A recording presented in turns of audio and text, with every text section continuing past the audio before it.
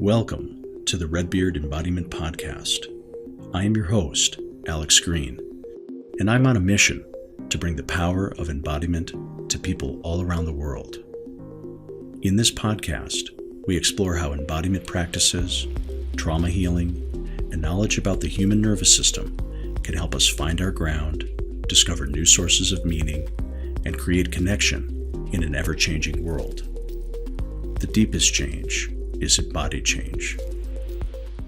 All right. Good morning, everybody. I am excited to be sitting down today with my guest, Kelly Allen Pickens. And Kelly is a family nurse practitioner based in Madison, Wisconsin. And we actually know each other from a former life in Spring Green, Wisconsin. But we've connected again recently because of her work with ADHD, a specialization of hers, and a new private practice that she has started in Madison called Undivided Attention, with a focus on specializing in diagnosis and treatment and management of ADHD for women and girls. So Kelly and I connected recently and just had a bit of a conversation about the overlap of ADHD as a mental health diagnosis and some of the work that we do at Red Beard in terms of nervous system regulation. And so that was kind of just the beginning of a conversation. And I asked Kelly if she would come on the podcast, because to me, ADHD is something that I hear a lot about. It comes up in my own client work. In the past year, two of my friends or colleagues have gotten diagnoses with ADHD, and they've done a lot of explaining to me about just what that helped them understand about themselves. And so it's become just an area that I'd like to know more about. And Kelly has done a very deep dive and has a lot of expertise, both clinically and also firsthand as someone who received an adult diagnosis of ADHD pretty recently. So, Kelly, I really appreciate you joining the call and looking forward to this conversation. Yeah, me too. Thanks for having me. Yeah. Awesome.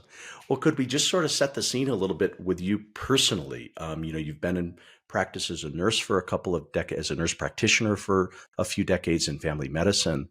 How did ADHD come on your radar and now become your focus?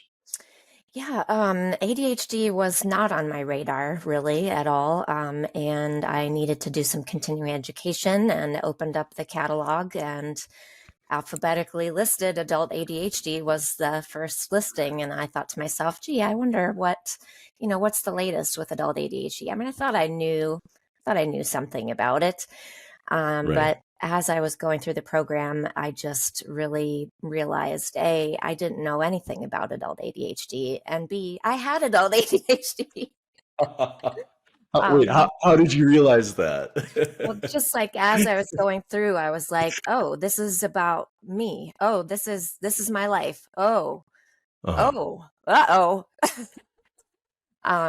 Yeah. So many revelations that just kind of explained different challenges that I had had throughout my life. For instance, I've always been smart, but, I avoided school in elementary school. I pretended to be sick a lot. My grades never suffered, but something about it, I didn't want to be there. And then in middle school, I flunked algebra the first time because I just could not make myself do the homework.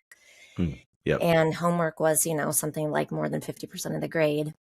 Right. And then, things got harder, much harder in college when, I grew up in a very structured household. Dinner was on the table at 5:30 p.m. every day, very, very predictable. I was in sports. Like, my life was scheduled and busy until I went to college. And then I was on my own, and things just sort of started to fall apart. So it actually took me 6 years to finish my bachelor's in nursing, because I didn't start in nursing, and then I flunked a year and had to go back and repeat all of that. And But, knew deep down that I was a smart person and that I, Sure. could be a straight A student. And so Hmm. when I went back for my master's, I was like just absolutely driven to prove that I was a straight A student. I like that. And, Yeah. I was much more invested in it and it was much more interesting. And so I finished at the top of my class. Hmm. And, but then, can't manage a budget. And like for the life of me, I can do math. I'm good at math. But, my life has been a financial roller coaster of debt. Hmm. And, and then there's just the relationship issues, all kinds of things like that. Hmm. And then there's the deep-seated shame of, I don't feel like I'm a good daughter because I don't remember to call. Hmm. I Hmm. don't remember birthdays, or I didn't feel like I was a good partner because kind of same thing. Like, Hmm. Hmm. say you're going to be at a certain place at a certain time and Hmm. late often.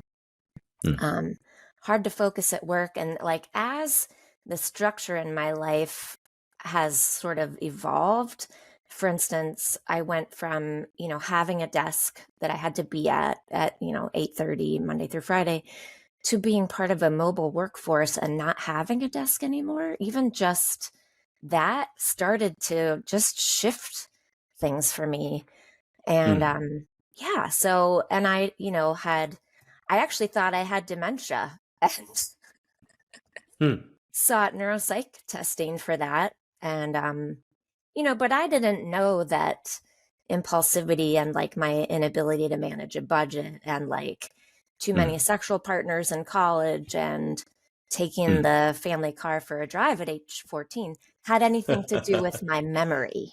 Ah, okay. Okay. Um, and so, yeah, so that was couple years, probably 3 years before I did that adult ADHD continuing education. I was like, ding, ding, ding, ding, ding, ding, ding.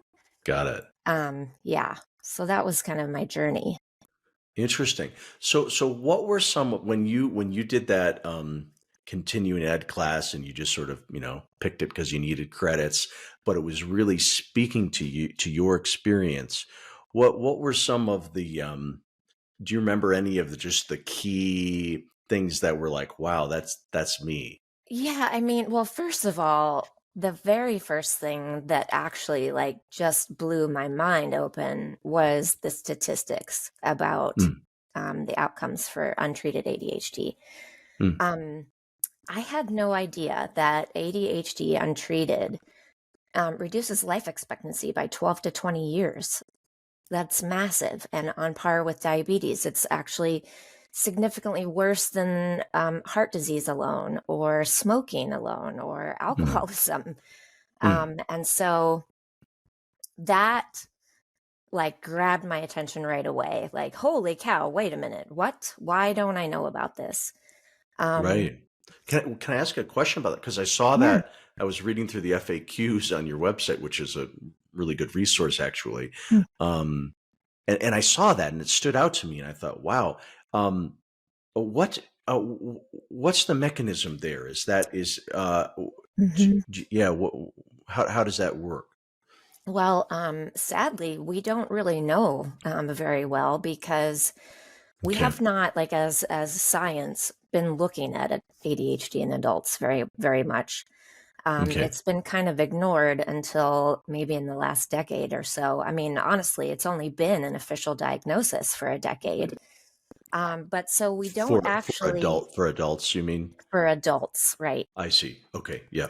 Yeah. And so the research is very, very, there's a huge paucity of research, but one of the things that is being pointed to would be just accidents in general, car accidents, all kinds of Mm, accidents would I be see. probably the Okay. number one cause. But Okay. ADHD and this is not just like as from a lifestyle perspective, but from a genetics perspective, is Mm, correlated with.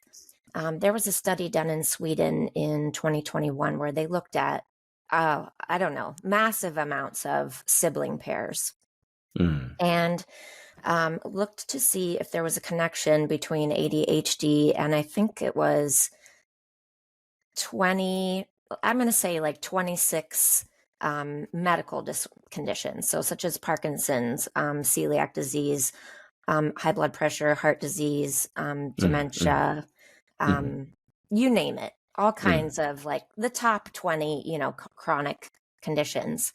Sure. And ADHD was correlated with all but one, and the one being rheumatoid arthritis. But every other disease that they studied, there was a genetic link 60 to 70% of the time. And so we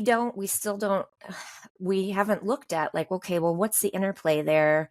And how does ADHD affect the management of those conditions and vice versa? And so there's so much we don't know. And yeah, I think, adult ADHD is having its moment finally, thank goodness, because this is huge. But yeah, what's contributed to that? What is it? Just that enough research has come out, or what are some of the factors? Because I've seen that too. It's more on my radar now than it was even 5 years ago. right. And I'm wondering what's causing that. Well, I think it's quite a few things. I would say in the last 3 years, it's a combination of, kind of COVID sort of like pushing people completely over the edge. So people who had maybe been holding their life together by a thread, and then all of a sudden all external supports are removed overnight and finding that they just cannot function without it. And so, diagnoses shot up, and so did prescribing, and that brought a lot of attention. But, with it being labeled a diagnosis in 2013 in the DSM-5, there was, more awareness, and then several, really quite prominent authors published some pretty good books, such as Russell Barkley, who is, really kind of been the pioneer for ADHD and adult ADHD, Ned Hallowell and others. And then social media. I mean, social media just was, people were able to find and, relatable things to what they were experiencing. And then that just amplified it. And a lot of people, particularly in conservative media, you will hear say that that's a trend, that ADHD was a trend. And of course, like, if you go to your doctor and you say, well, I saw this on TikTok, da da da da da, that's going to kind of turn them off. But it was just a combination of awareness, like just gaining momentum. And, now we have the internet and information flies, right? So I think it was just sort of perfect. Somewhere I saw, I think on your website, I think I saw you said something like, neuroscience research is often about 17 years, if I'm remembering correctly, That's right, ahead of clinical implementation in standard medical models. I mean, that's So all does that, research, not just neuroscience. yeah. Yeah. Okay. So research in general. Yeah. Okay. Right. So I imagine that shows up within ADHD understanding and treatment as well. For sure. Yes. And like, if you think about it, we're only at like the halfway point there. So like if adult ADHD has clinically only been a diagnosis that, anyone could, anyone who's capable of diagnosing has been permitted to do it. We're only about, 13 years in there. It probably takes more like 20. No, 10 years. So we're at the halfway point. Halfway point. Yeah. Of, of like getting over the curve of like, okay, now most healthcare practitioners understand ADHD. We're not we're halfway there. Yeah. Yeah. I see. Yeah. What are some misconceptions about ADHD and adult ADHD? Well, ADHD has a terrible name. Attention deficit hyperactivity disorder is terrible because there's not a deficit of attention. There's a deficit of an ability to regulate attention. And there's very rarely is there overt physical hyperactivity. There's almost always, even in people who have inattentive, predominantly inattentive ADHD, there's cognitive hyperactivity. So, and so what that means is the inability to regulate your attention and have cognitive hyperactivity boils down to executive functioning problems, right? So a lot of people think, oh, you just can't pay attention and you're fidgety. No, it's what it really boils down to is a deficit of self-control. It's a deficit of being able to, follow through on your intentions. A lot of people will call it like intention deficit disorder because you have the best of intentions to do this or do that or don't do that. But there's something between wanting and wishing and needing to do it and doing it or not doing it. I see. I loved that quote. It was on your website from Russell Barkley, who you mentioned, and it said something like, ADHD is not a disorder of knowing how to do things. It's a disorder of doing what you know. Can you speak to that a little bit? That's exactly right. So he kind of talks about there being like, literally like, so you store knowledge in the back of your brain. That's where knowledge happens. But, motor activity and motivation and acting on that knowledge happens in the front of the brain, in the prefrontal cortex and in the motor cortex, which are right up here. I see. Yep, and the brain develops, from the back to the front because the back is more responsible for our survival, right? Autonomic function and survival. Yep. Right. Like we shouldn't have to like think about whether or not the skillet was hot when we just put our hand on it, automatically be able to pull away. Right. So, but, as time goes on and we grow and develop and we have to be able to manage social interactions and, plan for our long-term goals and things like that. That's when the prefrontal cortex starts to get engaged, and it's kind of like, the CEO. And there's just a disconnect in people with ADHD between getting that information that's at the back to the front and being able to act on it. I see. Yeah. What in terms of other misconceptions, like one thing that I'm not even totally clear about myself is, my understanding is what I think I understand is that there's a genetic component, or maybe even a strongly genetic factors. But I've seen, I've seen like Gabor Mate, for instance, who's somebody who I really like and follow, and one of his earliest books, Scattered Minds, was in 1999. Now, given he was writing about children, but and ADHD, but his basic premise was that it was sort of twofold. One was, hey, maybe we're like just indiscriminately treating this with stimulants without investigating, are there other components of treatment that might be helpful? A, and B, his other sort of hypothesis was, we're treating this as just this fixed, condition. Could there be a role in childhood stress and trauma? And I'm hoping that's an area, that last topic, I'm hoping you and I can cover later in this conversation. But again, so do we know at this stage the degree to which this is it's a genetic, hereditary thing versus environmental factors, or both? Yeah. Yes. Well, we, let's see. 3 genes have been identified: the dopamine receptor 4, dopamine receptor 5, and the dopamine transporter gene. So 3 genes have been identified for sure. And then there are other genes with, 12 other things with all the alleles. And I am not a geneticist. I don't quite understand all of that, but me neither. Yep.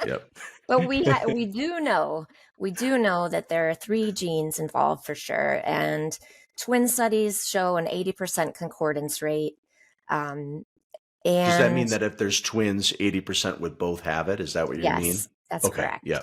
And that's huge. Yeah. But there's epigenetics. right? So there's the influence of environment on genes. And so that's really what it's looking like. That's where the research is going to point more towards there are these genes, D4, D5, and the dopamine transporter gene. And you have, you have the allele or the phenotype or the whatever, and something in the environment could be an exposure. Perhaps the mother smoked while pregnant, or was, the fetus was exposed to alcohol during in utero. gestation. Yeah. Or yes, or there could have been, a mild anoxic event or something during birth, or medications. We don't know what all of the environmental toxins are, but there does seem to be the smoking interplay has been pretty strongly connected, identified. Okay. So hopefully that means the diagnoses of ADHD, like prevalence, is going to go down, because I think, there's less, our parents' generation, smoking. Smoked.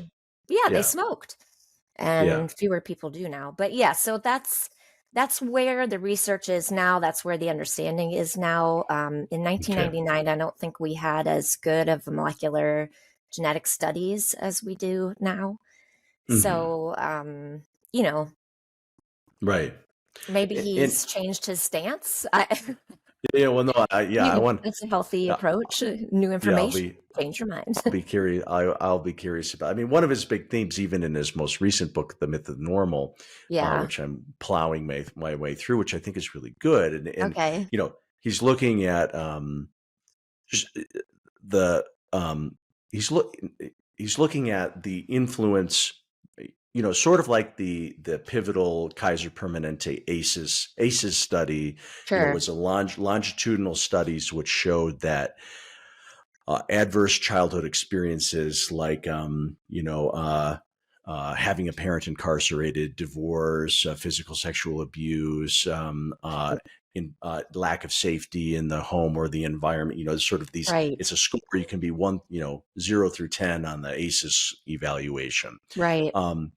And that Kaiser Permanente study was sort of one of the first to sort of show definitively that those kinds of adverse childhood traumas do very much play a role in longer term health conditions, things like heart disease and autoimmune disease and things like that. So that's been a big zone of for Gabarmate's work has been about looking further and further at that. And so that's what, the myth of normal is, just sort of up to date stuff around correlations of that. And I haven't gotten to a part on ADHD, so I don't know if he's going to broach it in this book. But do you know, is that just in the ADHD world, that you're now intimately involved in, the leading edge of treatment and understanding the research? Is there conversation around that? So you're mentioning sort of gestation, epigenetic factors that might be turned on by stresses, chemical stresses and things like that in utero. But do people talk about adverse conditions, the ACEs? Does that come up at all? Well, I certainly look at the ACEs score. I look at that in all my clients, partly because so if you have ADHD, there's a good chance that at least one of your parents had ADHD. And if, because of, we're all kind of the lost generation because people didn't really understand adult ADHD. And so they may have grown up in a household where there was addiction, where there was, impulsive behaviors and potential for abuse and, a potential for incarceration. 40% of the prison population meets the criteria for ADHD, so the risk for, having a score that puts that person in the category of being at risk for toxic stress, to me is an important part of the evaluation because I mean, in terms of like how it influences ADHD, I think it just means that we're looking at maybe a doubly dysregulated nervous system that I is see. Good point. dysregulated just from the executive functioning standpoint, which includes emotional dysregulation. Right, But right, then right. you have the chronically activated sympathetic or Fight or flight parasympathetic. nervous system, Exactly. or freeze physiology. Yeah, yeah, Exactly. Yes. Yes. yeah. Which I am doing a lot more research into myself. I'm currently looking at, do you know Janina Fisher Oh, and her yeah, work very with much shame? so. Okay. Yeah, yeah, yeah, yeah. I'm working through her shame certification program to really kind of get a better understanding of that Oh, very myself. cool. Nice. Oh, good. Yeah, maybe that might be a future conversation if you're up Yes. to it. Yeah, Yes, that would be yeah, wonderful. Yeah. yeah. Cool. But yeah, I mean the interplay is there, and people with ADHD, especially those who go their life undiagnosed, Mm, have a shame wound. They have a yeah, competence wound because they've been like told over and over again, like right. you're not trying hard enough, those kinds of things. Yeah. Um, so there's no way to separate it in my mind. Mhm. Like Okay. it's Y- one thing. Yeah. I mean, I do have clients who they have a 0 on their ACEs, but they still have a Right. pretty activated nervous system, you know, Yeah. because of that stuff, because of having a teacher who really didn't like them and, thought that they could do better and, criticized a lot and, Right. so those sorts of things. Yeah, no, I hear a lot of, yeah, education trauma, people made to feel that they become ashamed to even try to contribute because they've That's been right. sort of put in a box of in various ways of not performing not thinking in the right way and all that sort of Yes, thing. Yeah. exactly. Yeah. Yeah. Well, I wonder if we could talk about you were obviously, well, actually, I guess there's sort of two parts of this question. I mean, so you found out you had this sort of epiphany that all of this was explanatory for you. And then I assume you seem like a researcher. You did a lot of learning, I have no doubt. Um, what before you then started your practice, because obviously you're now passionate to help others, once you got diagnosed, what were some of the most helpful things? What changed for you besides sort of normalizing and understanding? Did you then pursue any types of treatment, medicinal or otherwise? What did you do once you knew this applied to Yeah. you? The very first thing I did was ADHD coaching. I worked with a coach for, I think it was 6 months. Okay. And yeah, I mean, that was the most helpful thing I had ever done, because Mm, as I had mentioned earlier, things started to fall apart for me probably my sophomore year in college.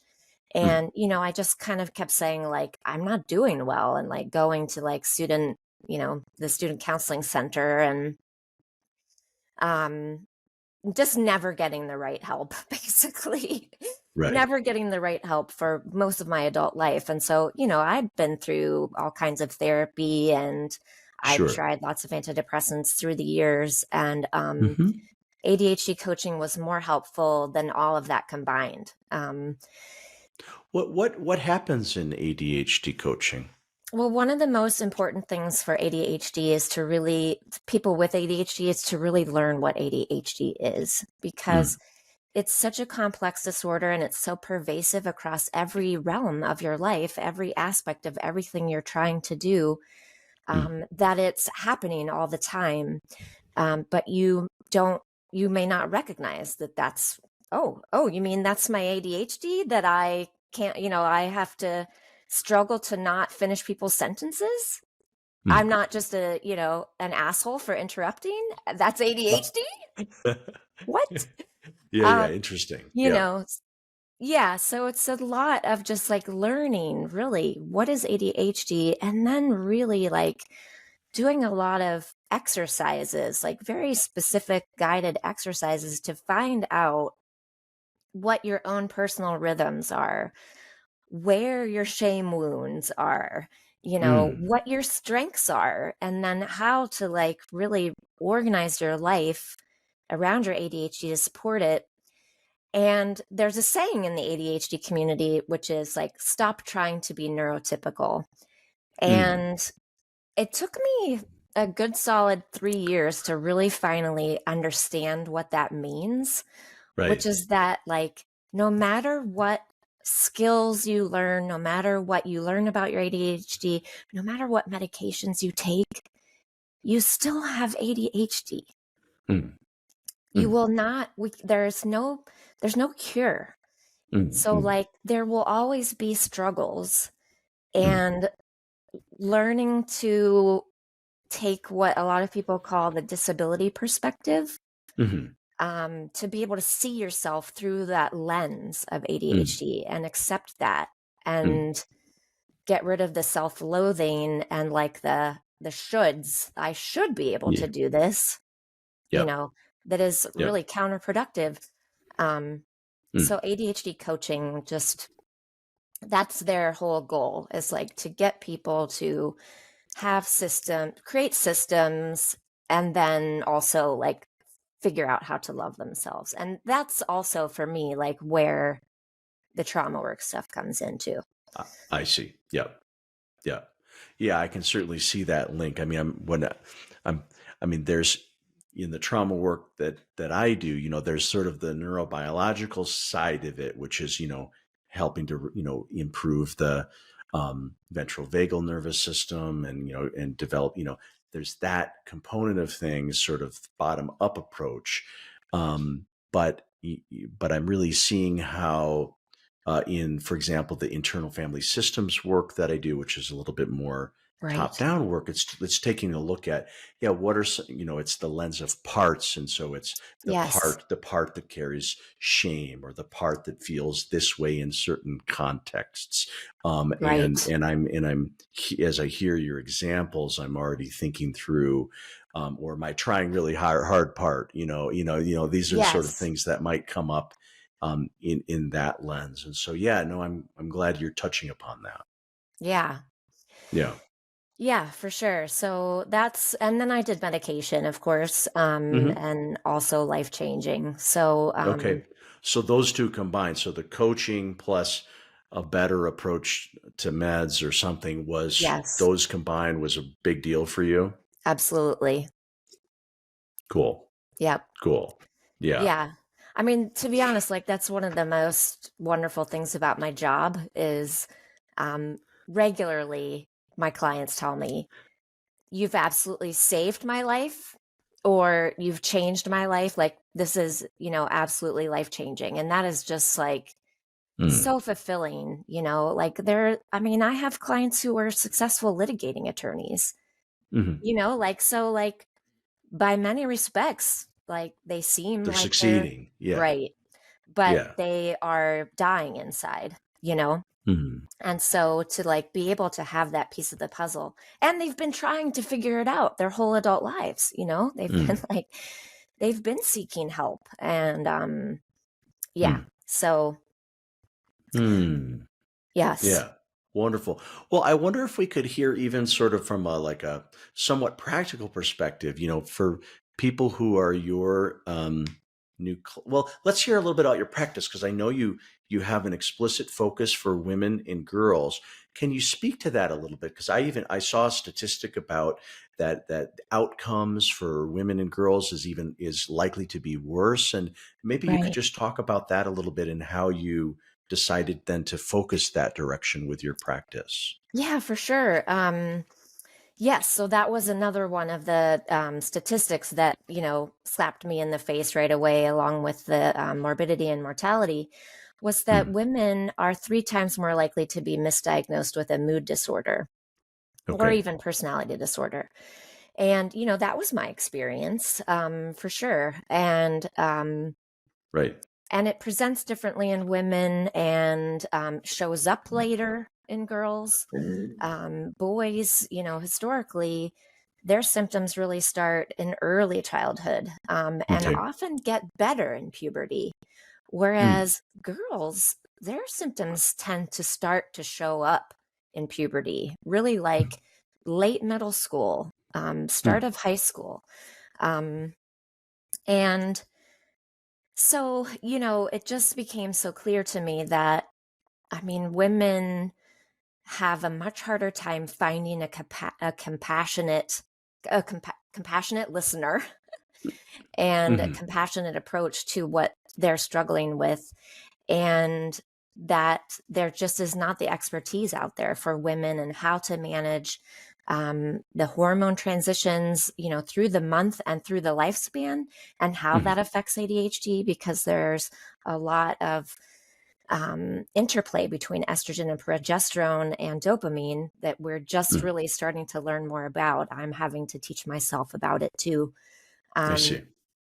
and so, and I'm a family nurse practitioner. I'm not a psychiatric mental health nurse practitioner. So Hmm.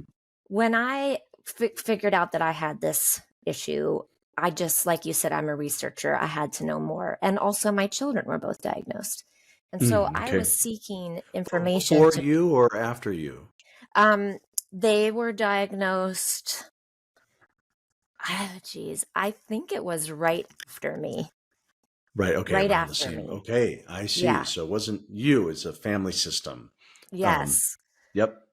Yes. And so I was seeking information to try to learn how to help them, Okay. and they were both, so my daughter was in middle school and my son was a freshman or sophomore in high school. Okay. And so they were also teenagers. And yeah, so I'm seeking all this information to try to figure out how I can help them. Sure. And got these 2 certifications, and, was like, this is it. This is my life's absolute passion. And so I Hmm. sought positions in, mental health clinics, and, the answer was no, because I am a family NP, not a psychiatric NP. And so I just kind of Mm. realized, like, okay, if I am going to be able to provide this care to people, which needs to happen, I'm going to have to Mm. find out how to do this on my own. And so that's what led me to create Undivided Attention, and led Hmm. me to focus on women and girls in Okay. particular. Yeah. Interesting. Hmm. Um, yeah. Are you, with that, is it just sort of an emphasis on women and girls, or or with men and boys, do you refer to, or how do you handle that? Yeah, I do refer boys. I do Hmm. see men. Hmm. It's more of an emphasis on women and girls. Okay. I do have a few male clients, but Yeah. not as many men are seeking their care with me, because, of course, it says, like, for women and girls. Women and Um, girls. Yeah. Yeah. I try not to turn men away, because, of course, they need a compassionate listener too, but it's Right. much easier for them to get a diagnosis. It just is. And I see. so, and I want to hold space for women. Yeah. I don't want my schedule to fill up with, somebody who could get a diagnosis more easily somewhere. And then Right. that means, I can't, there's a woman out You there can't who's serve going to as go many. another Yeah. year. Right. Exactly. So how does the process work? So somebody contacts you. Is it often because they're wondering if they have ADHD, and then they meet with you, and then I'm assuming there are some assessments. Well, what's sort of the flow that you follow with new clients? Yeah. Yes. So most of them, have kind of been wondering about it on and off. And, you know, and then there's a lot of denial. Like, there's a lot of, well, no, that can't be. I just am a shitty person. I Mm. don't, there's no way I have ADHD. I'm a successful attorney. I just suck. Hmm. Yeah. Yeah. And then they see a couple more TikToks that are Right. like, okay, this is just too relatable, right? Um, Yep. and then they, start to look for care and start, they've been trying to find answers most of their life. So, Right. but then they finally get the courage, I think, to reach out. And, maybe they've reached out before, and like, I've had a few clients who literally have, said to their primary care doctor, I think I might have ADHD. And the Hmm. primary care doctor says, well, you've gotten this far in life. What do you want me to do about it? Hmm. Like, Really um, minimizing what ugh, they're trying to say. dismissing, minimizing, Yeah.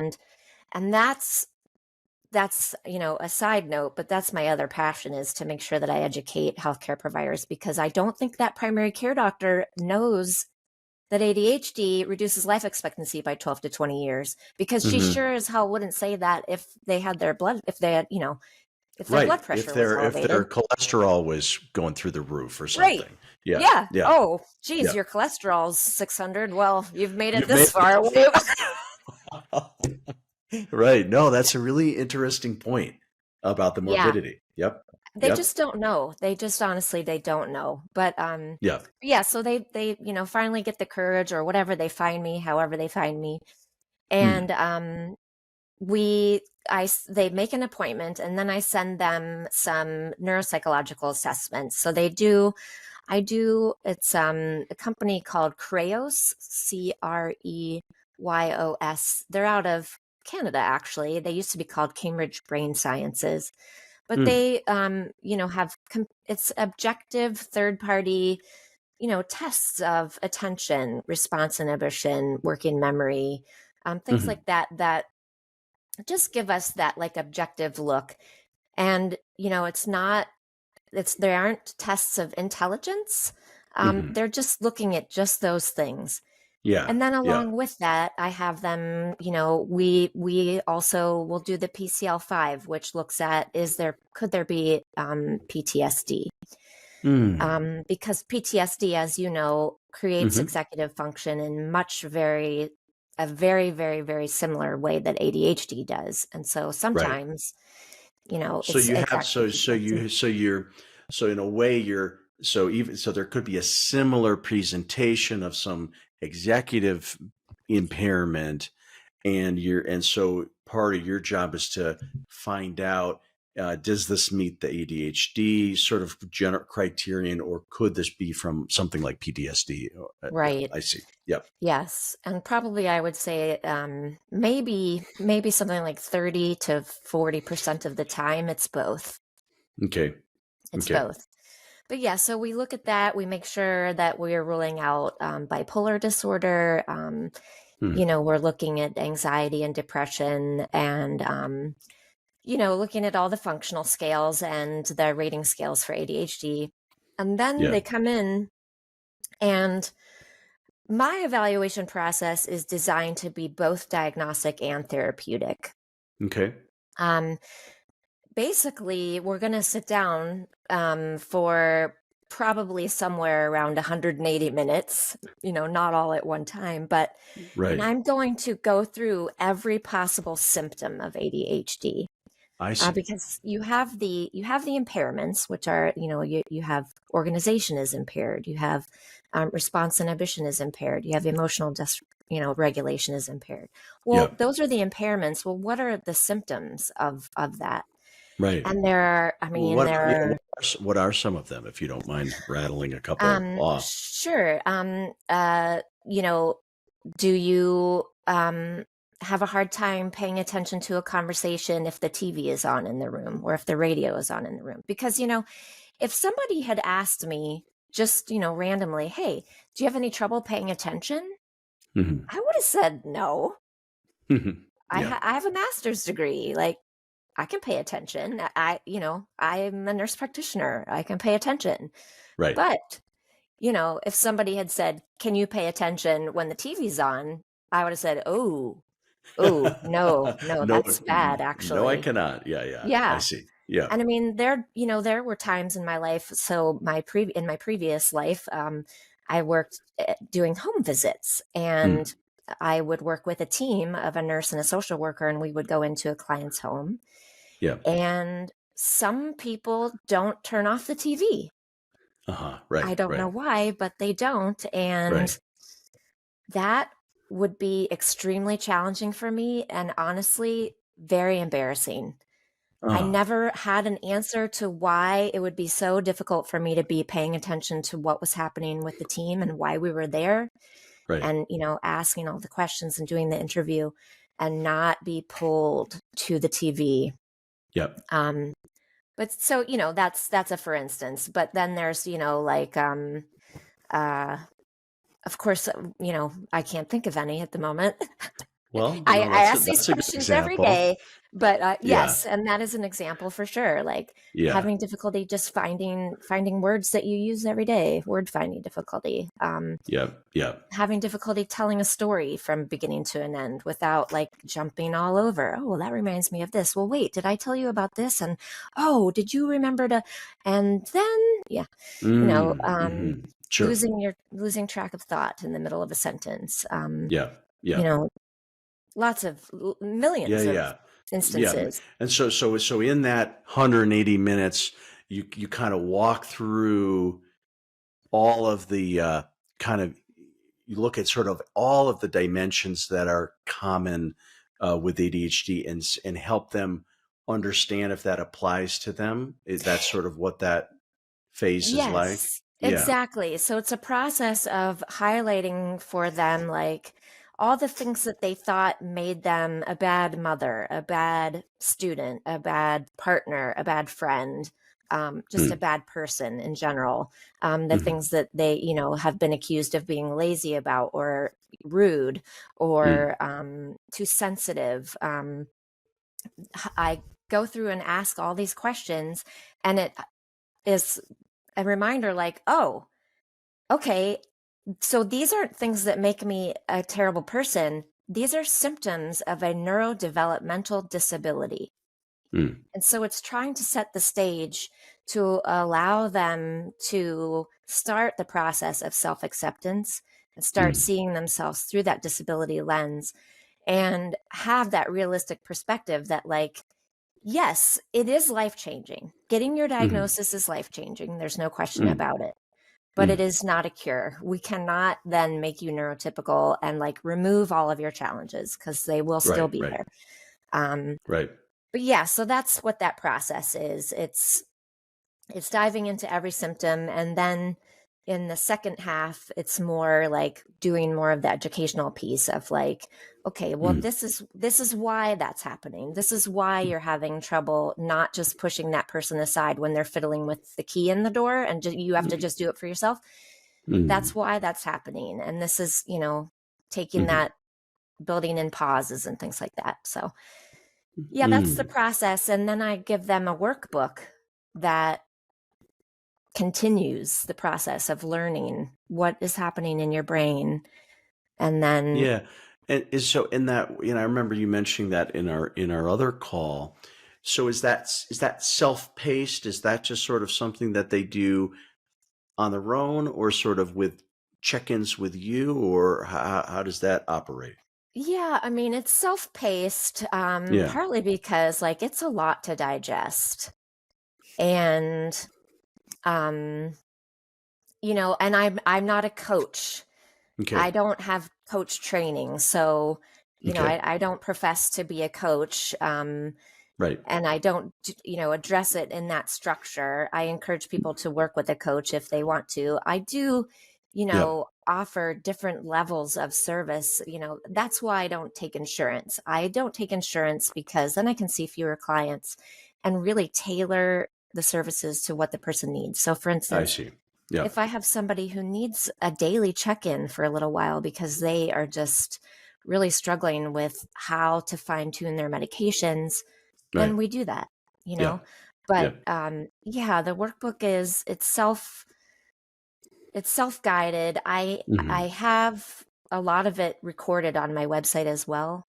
And Mm. I've been thinking about doing a group therapy program that would be Hmm. structured. Yep. Um, Yep. yeah, so but Yeah. that's kind of what we do. Yeah. Interesting. And so are you're able to give the form after all those assessments, with your licensing and whatnot, you can give a diagnosis. Is that correct? Yes, yes, I can diagnose ADHD. And then I can also diagnose PTSD. I could diagnose depression and anxiety. Yeah. Um, I don't feel quite as confident about bipolar, but I know that if it's like looking more like bipolar, then I'm going to refer them out anyway.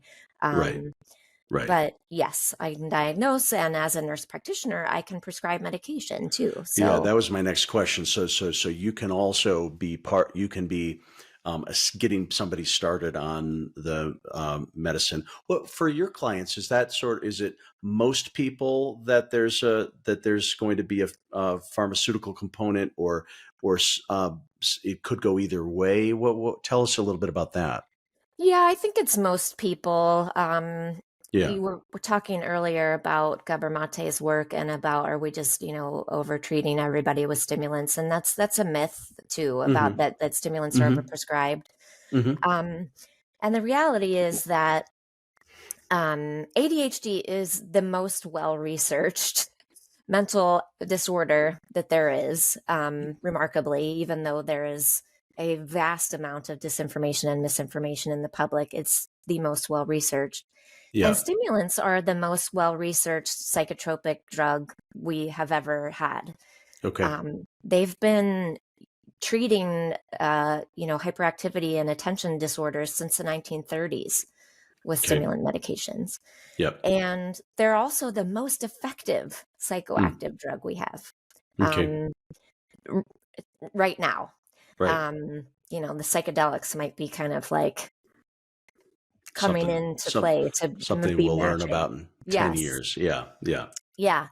But yeah, stimulants are the first line treatment for Okay. ADHD, and Yep. that is regardless of age. And that's Okay. been demonstrated over and over and over again in the research and in the studies. The behavioral programs work as long as they are implemented. Mm. And this is the struggle, I think, that a lot of people hit is, it's not a skills deficit. Hmm. It's executive dysfunction that you can't teach it away. Right.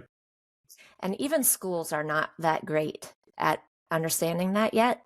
Yeah. The IEPs will have like the goal of like, well, we'll be able to do this independently. And Right. Right. no, won't be No. able No. to.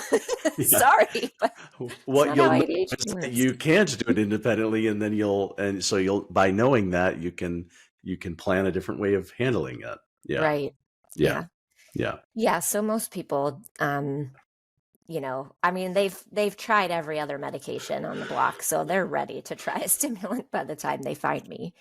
Right. Um, and I would say the statistics pretty well pan out in my practice. 80% of people have a stimulant, first Yeah. dose, they titrate to the dose, and they're like, "This is it. This has changed my life." And then there's maybe 10% who it's like, "Well, maybe that first one wasn't quite right.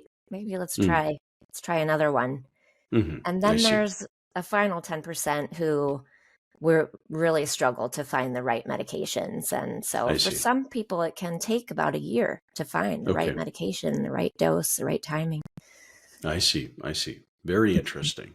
Mm-hmm. Well, I wonder, so I guess kind of a last topic that would be interesting for me because it intersects with my work specializing so much in nervous system regulation.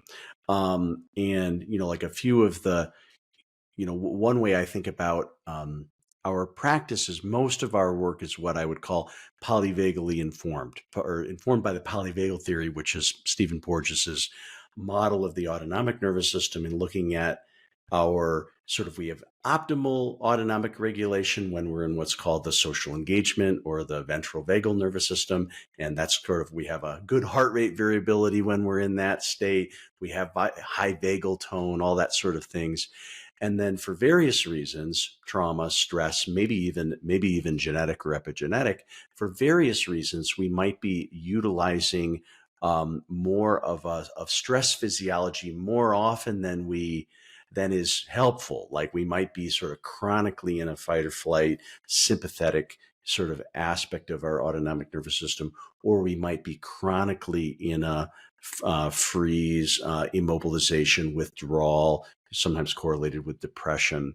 So it's like for various reasons, again, trauma, stress, burnout, and possibly even genetic and epigenetic, we might be having less access to the social engagement nervous system as would be nice in terms of our physiological regulation and even our emotional regulation and things like that. So, before this interview, I was just doing a little bit of research around can polyvagal approaches that are meant to boost, support the vagus nerve.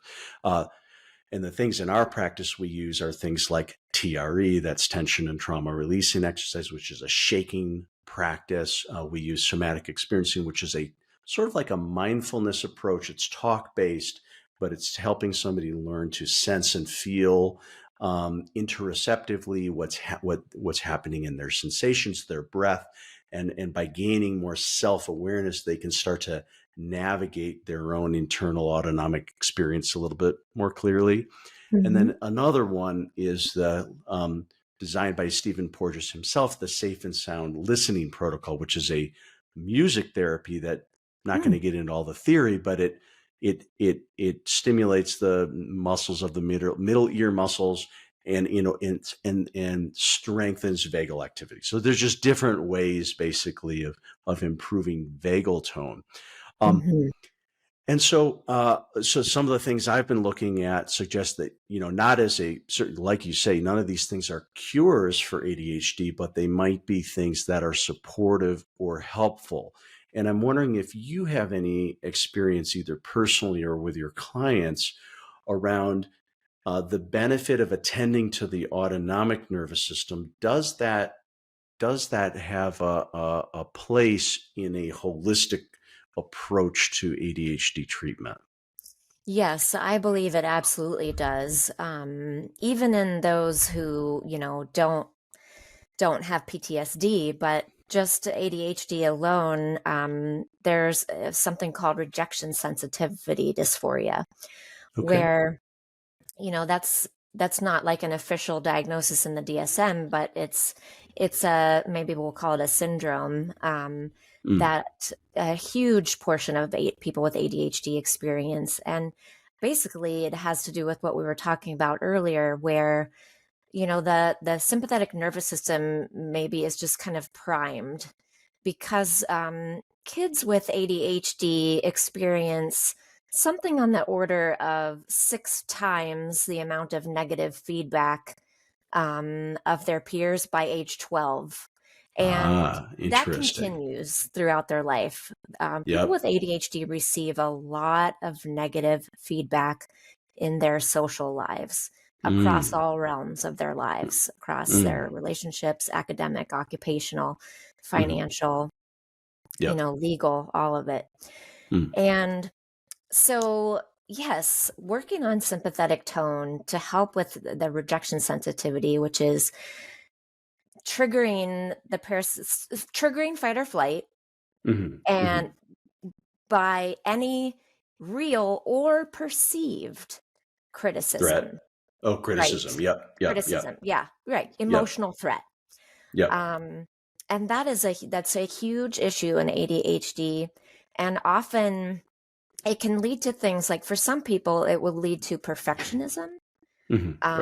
Which then leads to paralysis, because if you can't do the thing right that you need to turn in at work, don't do it. Don't do it at all. Don't do it at all. Right. Yeah. Yeah. Yes. So I'm a huge proponent of nervous system regulation and rewiring the nervous system. And I don't know how to do it very well, which is for sure why I reached out to you guys and why I love having you guys as a resource to be able to provide to my clients. Like, okay, there are medications that we even can try to use for rejection sensitive dysphoria, but they have a lot of side effects. And, they're just blood pressure medications that, help with the norepinephrine output from the limbic system. But, doing the work, doing the breath work and working on the vagal tone and all of that, I see it just as a holistic approach, a 360-degree approach as a part of that for living your life with ADHD, with living with a disability. Got it. And a chronic disorder. Yeah. Wonderful. I'm trying to think what we haven't touched on. To me, I'm feeling satisfied. I have a clear picture of um, the people that you're serving and how. What have we missed? What else would be good, just in terms of information or resources? I'll of course include, your website, and anything we've discussed will be linked in the show notes here. But anything any other resources do you think that we should bring into the conversation? Well, I mean, attitudemag.com Mm, is an absolutely wonderful resource for any and all things neurodivergence. mm, ADHD is just one aspect of neurodivergence, and often it does not live alone. It has friends most of the time, such mm, as autism or giftedness. Giftedness is even a neurodivergence. mm, And then of course the mental health things that come along with it, and um the stress work, the parts work, all of that. You can find tons of information about that on attitudemag.com. oh, great. um and I think chad.org is a great another resource, free resource, for finding information for people. You can go there to do like a provider search, and you can Hmm. find providers in your area who specialize in ADHD, because really you do need to find someone who specializes in it, Right. to have somebody who's going to be compassionate and understands and provides good care. Right. Wonderful. Well, so cool. I mean, to me, that there's something very empowering to think about. Well, actually, just your own personal story. This idea that information can then provide a foundation from which to cultivate. Certainly understanding oneself better, healing some of those. The shame and developing more self-compassion for the neurodivergence that you have, in the strengths and deficits or that come along with that potentially. Um, but but no, it feels very optimistic knowing that there's somebody who knows there's a problem firsthand, and said, there needs to be more of this. And so, jumped in and just forging ahead with a practice focused in this way. So I'm super glad to know just about that work you're doing in Madison, and yeah, and feel really encouraged hearing everything here today. Well, likewise, Alex, you've kind of done the same thing, forging your own path in a kind of, the third wave of therapies for Mhm. recognizing and dealing with trauma, and dealing with the nervous system and parts work and internal family systems. So, yay. Yay, yay us! Yeah, Yeah. very cool. Awesome. Well, good. Well, Kelly, let's land here, and then hey, let's tee up a future conversation about Janina Fisher's work and Okay. shame, because that would be Sounds good. super interesting as well. Great. Thank you so much. Great. Thank you, Alex. Thanks for listening to today's episode of the Red Beard Embodiment Podcast. To learn more, visit us at redbeardsomatictherapy.com or send me an email at alex@redbeardsomatictherapy.com. If today's conversation resonated with you, help spread the word by subscribing and sharing with others. Hope to see you next time.